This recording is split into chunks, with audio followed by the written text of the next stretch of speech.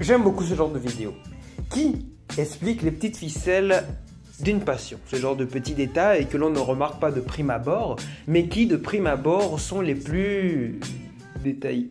Mais aussi, petit détail que je remarque, ça fait plusieurs fois que je répète la même phrase, tous les dessinateurs ont le même rêve d'être mangaka. Ça c'est un souci, je pense. Enfin, c'est pas un souci, mais c'est un point qu'il faut appuyer parce que pourquoi je rencontre jamais quelqu'un qui veut être, je sais pas, un dessinateur, mais qui veut être dentiste, architecte.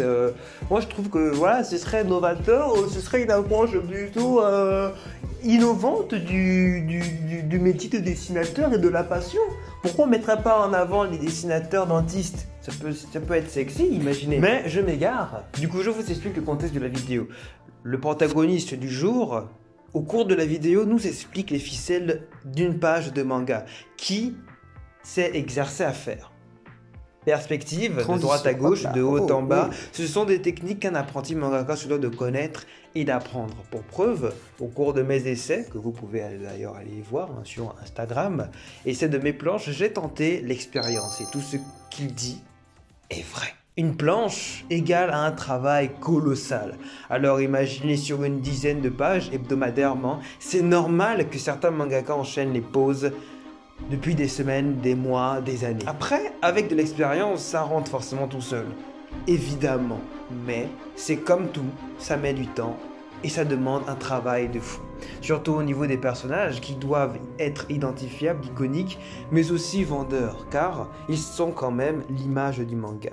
D'ailleurs, petit instant promo, encore une fois, la vidéo c'est juste un instant promo géant. Comment vous trouvez mes personnages de mon manga? Parce que oui, on fait tous un manga.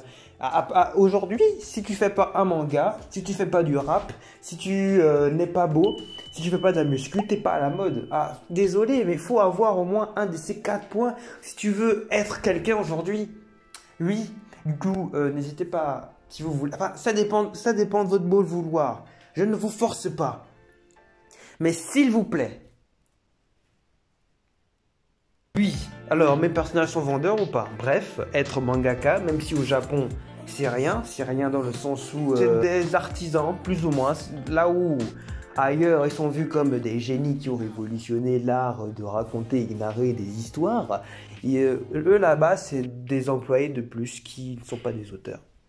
Entre guillemets. C'est pas évident. Ici, enfin pour nous, c'est pas évident de s'y lancer, d'être dessinateur, mangaka, tout ça, sans paraître pour un amateur en puissance, sans un travail et un accompagnement digne de ce nom. C'est d'ailleurs pour ça qu'on a inventé des écoles. Après, c'est pas négatif, mais pour vous montrer que la différence de traitement entre là-bas et ailleurs, c'est pas trop évident, c'est pas trop pareil. Oui, c'est pas trop pareil. Bref. Tout demande un apprentissage dans la vie, mais vous me connaissez, je préfère être seul, car pour moi c'est plus mieux, c'est plus excitant, c'est plus rapide, c'est plus à mon rythme et c'est plus dans mon contrôle. Mais je suis bien obligé de reconnaître que être tout seul, c'est pas fun. Être tout seul, c'est handicapant. Être tout seul, c'est ennuyant.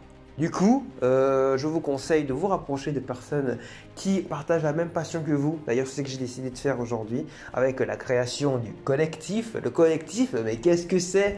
C'est un ensemble de dessinateurs, amis, pas amis, bref, des personnes que je contacte pour collectiver autour de notre passion, faire des projets communs, des aides, des conseils, bref quoi. C'était un peu ça la petite annonce de la vidéo, le petit sujet à en parler. Merci à tous d'avoir regardé cette très courte vidéo sur le monde incroyable et magnifique du monde majestueux de Ace Esther. Là, cette fois, j'ai pas oublié de dire obéissez Ace Esther pour une prochaine vidéo. Clin d'œil. Bye.